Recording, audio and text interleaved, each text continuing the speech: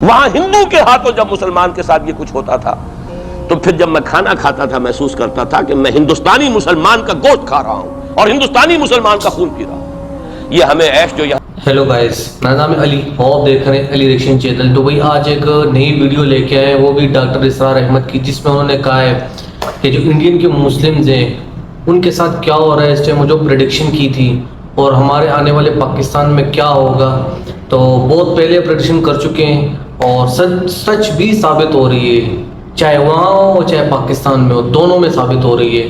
تو کیا پریڈکشن کی تھی انہوں نے، تو چلیں دیکھتے ہیں، اس کے بعد پھر بات کرتے ہیں. جو صورتحال ہے جان لیجئے. اس وقت میں آپ کو بتانا چاہتا ہوں ہندوستان کے مسلمان پر تو جو قیامت بیت رہی ہے بیت رہی ہے.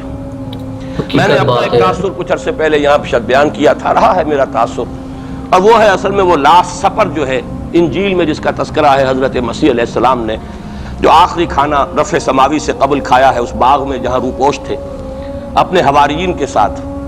تو اس میں یہ الفاظ آئے ہیں، میں نہیں جانتا صحیح ہیں غلط ہیں، وہ ایک علیحدہ بات ہے، کہ آپ نے وہ روٹی توڑی اور کہا کھاؤ، eat and this is my flesh, یہ میرا گوشت ہے، کھاؤ. اور اس کو کہتے ہیں وائن، کوئی مشروب ہوگا جو بھی ہوگا، ڈالا کہ پیو، drink and this is my blood.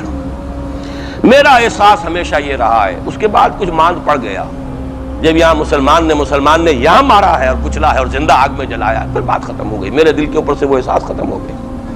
وہاں ہندو کے ہاتھوں جب مسلمان کے ساتھ یہ کچھ ہوتا تھا تو پھر جب میں کھانا کھاتا تھا محسوس کرتا تھا کہ میں ہندوستانی مسلمان کا گوشت کھا رہا ہوں اور ہندوستانی مسلمان کا خون پی رہا ہوں. یہ ہمیں عیش جو یہاں حاصل ہے، جو آرام حاصل ہے، جو ہمیں یہاں پر سہولتیں حاصل ہیں، جو معاشی اس کی کاسٹ پر ہے. اس نے آپ کو یہ ملک لے کر دیا اور آج تک اس کی قیمت ادا کر رہا ہے، اور ہم جو ہے عیش کر رہے ہیں، گل چھرے اڑا رہے ہیں. یہاں جس کے پاس 2 پیسے ہو گئے برقع اتار کے اس نے پھینک دیا. یہ معلوم ہوتا ہے کہ یہ تو مفلسی کو چھپانے کا ذریعہ تھا. 4 پیسے ہو، اچھے کپڑے پہنے ہوئے ہو، میک اپ صحیح کیا ہوا ہو، تو پھر برقعے کی کیا ضرورت ہے. اور میں نے شاید سنا ہے تو چند لڑکیوں نے یہ الفاظ کہے باقاعدہ. میں جب پریکٹس کرتا تھا لاہور میں کرشن نگر میں، تو ایک گھرانے کی، اور مجھے معلوم ہوا کہ ان کے والد انتہائی نیک تہجد گزار. کئی لڑکیاں تھیں بہنیں، ایک ہی تقریباً عمر 200 سے 1.5 سال کی. کبھی وہ آتی تھی کلینک میں میرے تو برقعے سمیت، کبھی آ رہے ہیں تو بغیر برقعے کے. میں نے پوچھا یہ کیا تماشا ہے آپ لوگوں کا، کبھی بغیر برقعے کے کبھی برقعے سمیت. صاف جواب دیا. میں ان کے الفاظ کوٹ اینڈ کوٹ میں ان کے الفاظ کوٹ کر رہا ہوں.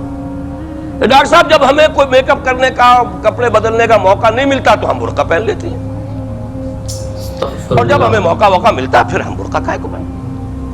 تو گویا کہ اس کو چھپانے کا ذریعہ آج کے مسلمان نے میک اپ نہیں کیا تو لہذا برقع پہن لیا. یہ ہے حال پاکستان میں اسلام کا جو ہم نے بنایا ہے. تو میں جو کچھ دیکھ رہا ہوں وہ یہ ہے کہ ہندوستان میں تو قیامت، اب وہاں جو آفیشیل فگرز ہیں 1000 1200 کتنے ہیں، لیکن کم سے کم 10,000 آدمی. اور اب یہ چین ہے فسادات کی. کل کے اخبار میں احمد آباد کی تھی، کبھی کہیں ہے کبھی کہیں ہے. اور واقعہ یہ ہے کہ تبصرے یہ ہو رہے ہیں کہ ہندو فنڈامنٹلزم از آن دی رائز. یہ جو کچھ ہوا ہے، جتنا بھی اس کے اندر ان کو گرایا گیا ہے، ان کی حکومتیں گرائی گئی ہیں، اس سے انہیں تقویت حاصل ہو رہی ہے. They are getting stronger and stronger. Congress کے لیے اب اپنی جو ہے جان بچانی مشکل ہے.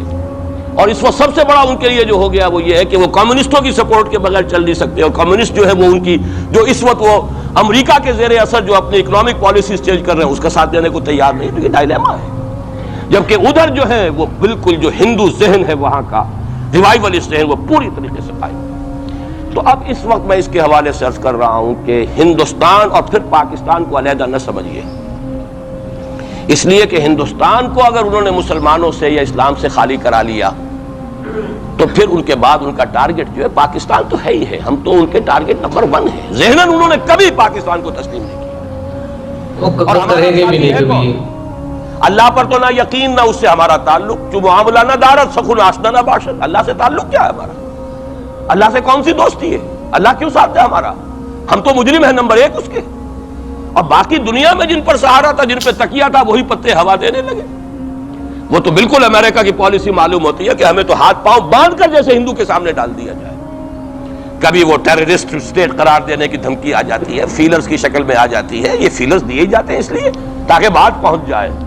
اگر صرف بات اس طریقے سے مقصد حاصل ہو جائے تو خام خواہ براہ راست کہنے کی ضرورت کیا ہے؟ بھائی یہ تو انہوں نے تقریباً سے 20 سال پہلے یہ باتیں کی ہیں، اس سے معیار ہی کچھ آج پاکستان میں بھی ہو رہا ہے. کوئی چھپی بات نہیں اس میں. جو کچھ آج پاکستان میں مسلمان کے ساتھ ہو رہا ہے وہ آپ سب کے سامنے ہے، کوئی چھپی بات نہیں. اور جس طرح ہمارا جو فیس ہے ایک دنیا کو دکھایا جا رہا ہے نا، تو وہ بہت شرم آتی ہے یار. اور اس میں زیادہ تر قصور جو ہے نا ہمارے حکمرانوں کا ہے.